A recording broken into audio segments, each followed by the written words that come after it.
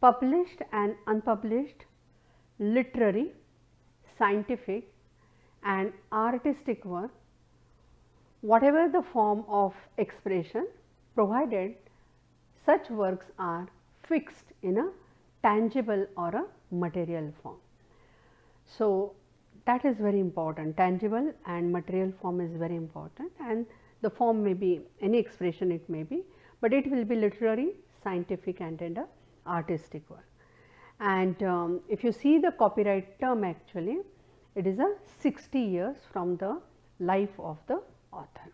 So, life of the author plus 60 years is a term of a copyright, and it will be like published and unpublished. That is very important.